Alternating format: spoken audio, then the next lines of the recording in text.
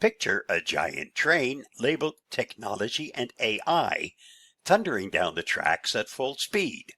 On board, your phone, your bank's cybersecurity system, the AI chatbot you tried last week, the self-driving car your neighbor is bragging about, and the algorithm deciding which news stories you see next. Now look at the engine cab. Instead of one engineer, there are 50 different people, each shouting instructions in a different accent. That's basically the US right now. What's happening? Federal gridlock. In Washington, everyone says we need to regulate AI, privacy, and cybersecurity. But Congress is tied up in partisan trench warfare. Draft bills sit in committee. Hearings drag on. Lobbyists swarm. It's like watching a slow-motion ping-pong match while the train speeds up. States taking the wheel. California just passed SB 53, which would force big frontier AI companies to publish safety plans, report incidents, and protect whistleblowers. Illinois already has a biometric privacy law. Utah is experimenting with AI disclosure rules. Each state is trying to build its own mini fence around the tech world. Companies fighting back. Big tech isn't just sitting quietly. Meta recently created a super PAC to spend tens of millions on elections and ads, pushing back against state AI rules. They say a patchwork of laws will kill innovation, but critics argue they're just protecting profits. Real-world risks. Meanwhile, hackers are actively exploiting holes in Cisco firewalls used by government and critical infrastructure. Secret Service agents are raiding SIM farms near New York that powered mass scam calls and spoofed texts. Deepfake scams and AI-generated malware are rising. The technology isn't waiting for Congress to get its act together. Why it matters to you, especially seniors and non-tech folks. When Washington drags its feet, you're living in a digital Wild West. Protection gaps. A Californian may enjoy AI transparency or strong biometric protections, while a Texan using the same app gets none. You don't automatically know which rules cover you. More scams, less clarity.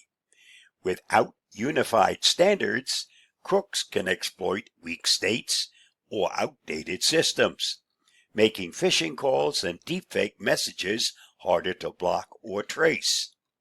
Higher costs and confusion. Small businesses and consumers face rising costs because companies must comply with multiple conflicting laws, or simply opt you out of certain features depending on your zip code. Delayed accountability. If an AI bot gives harmful advice or a hack leaks your medical data, you might end up in legal limbo about who's responsible. The fun but sobering part. Think of it like this.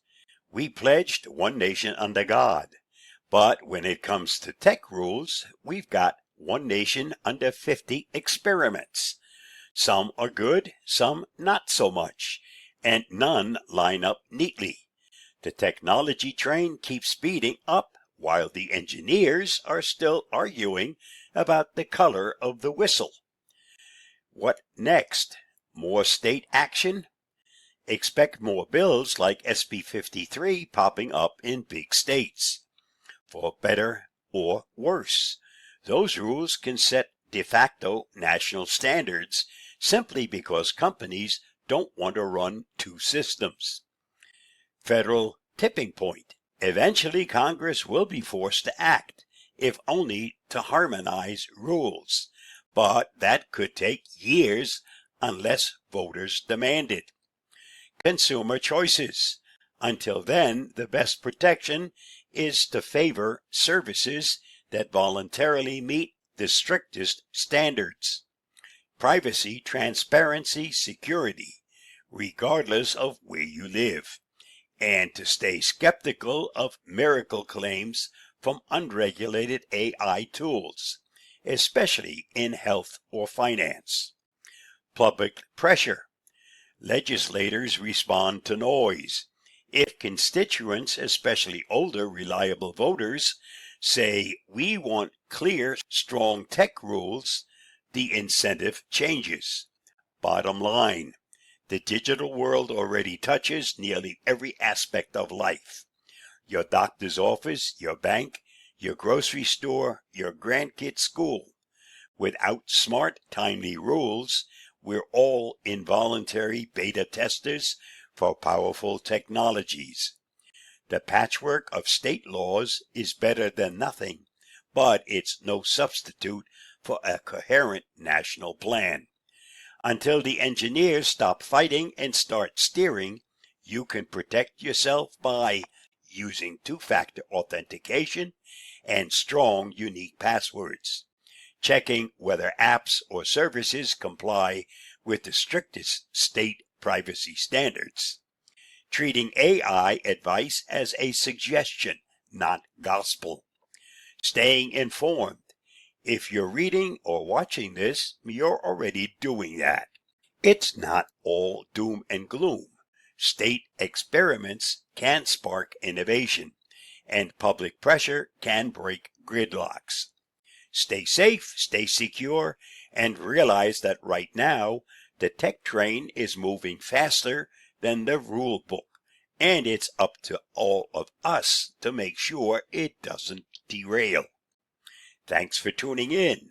Now go hit that subscribe button and stay curious, my friends.